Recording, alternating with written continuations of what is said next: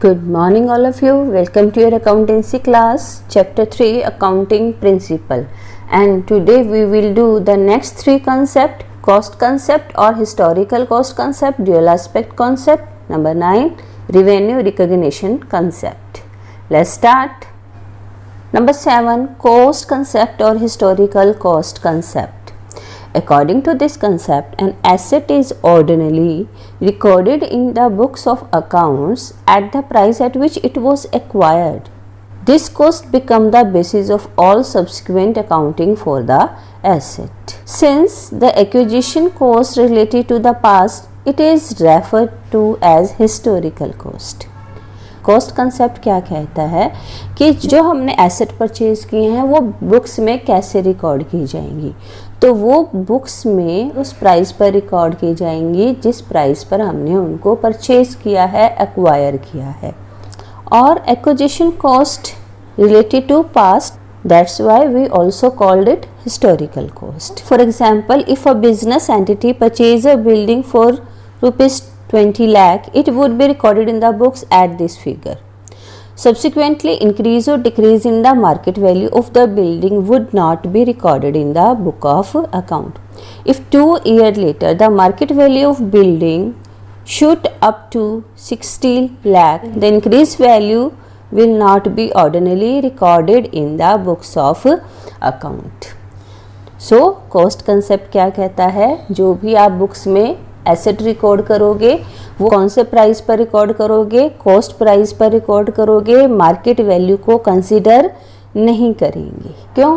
क्योंकि market value जो है एक तो फ्लक्चुएट होती रहती है, उसके एग्जैक्ट वैल्यू मेज़र करना पॉसिबल नहीं है.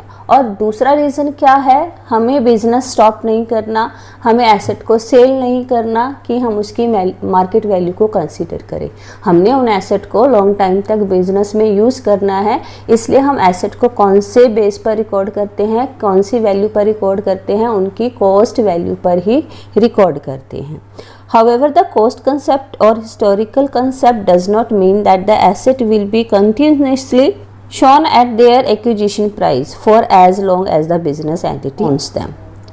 अब नेक्स्ट वो क्या कह रहा है, कोस्ट कंसेप्ट में ये नहीं है कि हमने जिस वैल्यू पर एसेट परचेज किया है उसी ही एग्जैक्ट वैल्यू को हम आगे आने वाले हर साल में रिकॉर्ड करेंगे. No, their cost is systematically reduce from year to year by charging depreciation and the assets are shown in the balance sheet at cost less depreciation. Clear होगा ये कंसेप्ट क्या कहता है. बैलेंस शीट में asset को हम कैसे record करेंगे, उनकी कॉस्ट माइनस डेप्रिसिएशन. डेप्रिसिएशन क्यों माइनस करते हैं, क्योंकि जैसे जैसे हम एसेट को यूज़ करते हैं उसमें कुछ टूट फूट की वजह से उसकी वैल्यू कम होती रहती है, तो हम बस उसी की एक वैल्यू को माइनस करते रहेंगे और वो रिमेनिंग वैल्यू को कहाँ शो करेंगे, बैलेंस शीट में शो करेंगे. मार्केट वैल्यू को कंसिडर नहीं करते. Next concept, dual aspect concept. Dual means double, दो. According to this concept, every business transaction is recorded as having a dual aspect. In other words, every transaction affects at least two accounts. If one account is debited, any other account must be credited. तो dual aspect क्या कहता है, हर transaction के to aspect होंगे, to account पर effect पड़ेगा. एक account debit होगा तो दूसरा अकाउंट क्रेडिट होगा. The system of recording transaction based on this principle is called double entry system. हम इसको क्या बोलते हैं, डबल एंट्री सिस्टम, क्योंकि एक ट्रांजेक्शन की एंट्री टू अकाउंट्स में होती है. इसको एक एग्जांपल से अंडरस्टैंड करते हैं. आपने मशीनरी परचेज की तो क्या जर्नल एंट्री बनेगी, machinery account to bank account या टू कैश अकाउंट. आपके पास मशीनरी आई लेकिन आपका कैश चला गया तो दो अकाउंट पर इफेक्ट पड़ेगा, एक मशीनरी अकाउंट पर इफेक्ट पड़ेगा, दूसरा आपका कैश या बैंक अकाउंट पर इफेक्ट पड़ेगा. तो मशीनरी अकाउंट आपका डेबिट हो जाएगा और दूसरा अकाउंट कौन सा है, कैश या बैंक अकाउंट, वो आपका क्रेडिट हो जाएगा. तो इस वे से हर ट्रांजेक्शन्स के कितने एस्पेक्ट्स होते हैं, कितनी साइड्स होती हैं, टू साइड्स होती हैं, डेबिट एंड क्रेडिट एस्पेक्ट्स होते हैं. It is because of this concept that the two sides of balance sheet are always equal. इसलिए जब हम ईयर के एंड में बैलेंस शीट बनाते हैं फाइनेंशियल पोजीशन को शो करने के लिए, एक साइड हम एसेट शो करते हैं और एक साइड हम लायबिलिटी शो करते हैं, तो उन दोनों का टोटल क्या आता है, आपका इक्वल आता है, क्योंकि हमारी जितनी एसेट होंगी उतनी ही हमारी क्या होती हैं, लायबिलिटी होती हैं। तो उसके बेस पर हमारी इक्वेशन क्या बनेगी, asset equal to liability plus capital, और कैपिटल आपको कैलकुलेट करनी है तो asset minus liability. So whenever a transaction is to be recorded, it has to be recorded in 2 or more accounts to balance the equation. If a transaction affects increase or decrease the one side of the equation, it will also affect increase or decrease the other side of the equation. तो जो equation है ये हमारी accounting equation है, ये हमेशा क्या रहेगी, बैलेंस रहेगी। इन दोनों का टोटल हर ट्रांजेक्शन से क्या आना चाहिए, इक्वल आना चाहिए। For example, X commence business with 20 lakh in cash, तो कैपिटल होगी 20 लाख की। Take a loan of ₹5 lakh and these 25 lakh are use to buying some asset, और उसके पास ये जो 25 लाख आए उससे उसने क्या परचेज कर ली, कुछ एसेट्स परचेज कर ली, से प्लांट एंड मशीनरी। अब इक्वेशन क्या होगी, हमारी इक्वेशन है asset equal to liability plus capital. Asset आपने कितने की परचेज की है, 25 लाख की। लायबिलिटी मतलब जो आपने लोन लिया है वो लायबिलिटी होगी आपकी 5 लाख की। जो ऑनर ने पैसा लगाया है उसको कैपिटल में लिखेंगे, वो कितना है हमारा 20 लाख। तो दोनों साइड की इक्वेशन का टोटल कितना हो गया, 25 लाख, और उधर का टोटल भी कितना होगा, 25 lakh. So according to dual aspect concept every transaction affects at least 2 accounts. Clear हो गया। नेक्स्ट देखते हैं रिवेन्यू रिकग्निशन और रियलाइजेशन कंसेप्ट। रिवेन्यू हमको पता है, रिवेन्यू क्या होता है, इनकम का सोर्स है, कैपिटल में ऐड होता है। जब भी हम कोई गुड सेल करते हैं या फिर कोई सर्विस प्रोवाइड करते हैं तो उसके बेस पर रिवेन्यू अर्न करते हैं। तो अब ये जो रिवेन्यू है ये कब रिकॉग्नाइज किया जाएगा, बुक में कब रिकॉर्ड किया जाएगा। अब हो सकता है आपने रिवेन्यू अर्न तो कर लिया हो लेकिन आपने अभी रिसीव ना किया हो, तो उसको रिकॉर्ड करेंगे या नहीं करेंगे। आपने गुड्स तो सेल कर दी लेकिन अभी आपके पास कैश नहीं आया, तो उस ट्रांजेक्शन को आप रिकॉर्ड करोगे या नहीं करोगे, उस सेल को आप रिकॉर्ड करोगे या नहीं करोगे। तो यही हमारे इस प्रिंसिपल, इस कंसेप्ट के अकॉर्डिंग हम देखते हैं। क्या देखते हैं, concept of revenue recognition determines the time or the particular period in which the revenue is realized. Revenue is deemed to be realized when the title or the ownership of the goods has been transferred to purchaser and when he was legally become liable to pay the amount.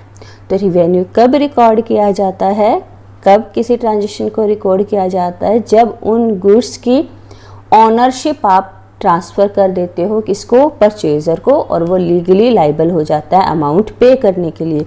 अब वो चाहे अभी उसने amount cash में पे की हो या ना की हो। एक एग्जांपल देखो, if a firm gets an order of goods on 1 January, goods का ऑर्डर मिला 1 जन को, supplies the goods on 20 January. अब फर्म ने गुड्स कितनी डेट, कौन सी डेट को सप्लाई की है, 20 जन को सप्लाई की है। रिसीव द कैश ऑन 1 अप्रैल, और उसका जो कैश रिसीव किया, रिवेन्यू रिसीव किया, वो कब रिसीव किया, 1 अप्रैल को। अब 3 डेट होगी। अब आप इस सेल को कौन सी डेट को रिकॉर्ड करोगे, 1 जन, 20 जन या फिर 1 अप्रैल। The revenue will be deemed to have been earned on 20 Jan as the ownership of goods was transferred on that date। क्योंकि 1 अप्रैल 1 जन को सिर्फ ऑर्डर मिला था और कैश रिसीव हुआ है हमें 1 अप्रैल को, लेकिन जो ऑनरशिप है वो कब ट्रांसफ़र हो गई, 20 जन को। जैसे हमने उसको गुड्स सप्लाई की तो ऑनरशिप भी हमने ट्रांसफ़र कर दी। तो हमारी गुड्स की सेल कब रिकॉर्ड की जाएगी, 20 जन को रिकॉर्ड की जाएगी। एक और एग्जाम्पल देखो, rent for the month of March 2015 even if received in April 2015 will be treated as revenue of financial year ending 31st March 2015। कि आपको मार्च 2015 का रेंट है, ड्यू हो चुका है, रिसीव कब हुआ है आपको, वो 1 अप्रैल 2015, मतलब नेक्स्ट फाइनेंशियल ईयर में रिसीव हुआ है। थी वो इनकम कब की, प्रीवियस फाइनेंशियल ईयर की। तो आप उसको किसकी इनकम मानोगे? फाइनेंशियल ईयर जो 31 मार्च 2015 को एंड हो रहा है उसकी इनकम नहीं मानोगे, जो फाइनेंशियल ईयर 1 अप्रैल 2015 को स्टार्ट हो रहा है, चाहे वो रिसीव उसी में हुआ हो। Same as it is, commission for April 2015 is received in advance in March 2015. It will be treated as revenue of financial year and year commencing April 2015. अप्रैल 2015 का कमीशन आपको कब रिसीव हो गया? मार्च 2015 में रिसीव हो गया। मीन्स नेक्स्ट ईयर क्या commission था और आपको प्रीवियस ईयर में ही रिसीव हो गया, तो आप उसको प्रीवियस ईयर में रिकॉर्ड नहीं करोगे। वो प्रीवियस ईयर के लिए कौन सा इनकम है? एडवांस इनकम है, इसलिए हम इनकम में से माइनस कर देंगे और उसको कहाँ रिकॉर्ड किया जाएगा? नेक्स्ट फाइनेंशियल ईयर में रिकॉर्ड किया जाएगा, जो कब स्टार्ट होगा? 1 अप्रैल 2015 से स्टार्ट होगा। तो क्लियर हुआ रिवेन्यू रिकॉग्निशन कंसेप्ट क्या कहता है? रिवेन्यू को हम तभी रियलाइज मानेंगे जब हमने ओनरशिप ट्रांसफ़र कर दी है, चाहे हमें कैश रिसीव हुआ हो या ना हुआ हो। वो जिस डेट को ओनरशिप ट्रांसफ़र होगी उसी डेट को हम उसकी रिवेन्यू रियलाइज मान लेंगे। इस कंसेप्ट की कुछ एक्सेप्शंस हैं, वो देखते हैं। There are few exception to this rule of revenue recognition, कि हमने कहा कि जैसे ही हमने सेल की, जैसे ही हमने ओनरशिप ट्रांसफ़र की, हमने क्या मान लिया? रिवेन्यू रिकॉग्निशन मान लिया। लेकिन अगर आप सेल कर रहे हो किस बेस पर? इंस्टॉलमेंट बेसिस पर। अगर आपने गुड्स जो है वो होल लमसम अमाउंट में सेल नहीं की हैं, आपने कैसे सेल की हैं? इंस्टॉलमेंट बेसिस पर सेल किया, तब ये रूल फॉलो नहीं होगा। तब रिवेन्यू रिकॉग्निशन किसके बेस पर होगा? जो हमने इंस्टॉलमेंट कलेक्ट की हैं सिर्फ उसी को ही हम क्या मानेंगे? रिवेन्यू मानेंगे। बाकी जो इंस्टॉलमेंट अभी तक हमने रिसीव नहीं की उनको हम रिवेन्यू नहीं मानेंगे, वो हमारा रिवेन्यू रिकॉग्नाइज नहीं होगा। सेकेंड देखो, in the case of long term construction project it is difficult to postpone the revenue till the completion of full contract. In such cases that proportionate part of revenue which is equal to the part of contract completed by the end of the year is recognized as realized। अब long term contract में, long term construction project जो होते हैं उनमें हम क्या करते हैं? अब कॉन्ट्रैक्ट जो है वो तो 5 ईयर के बाद या 10 ईयर के बाद आपका प्रोजेक्ट कंप्लीट होने वाला है, तो आप 5 ईयर तक तो वेट नहीं कर सकते रिवेन्यू रिकॉग्निशन की। तो उस प्रोजेक्ट का, उस कॉन्ट्रैक्ट का जितना पोर्शन 1 ईयर के एंड तक कंप्लीट हो गया है, आप उसी को क्या मानोगे?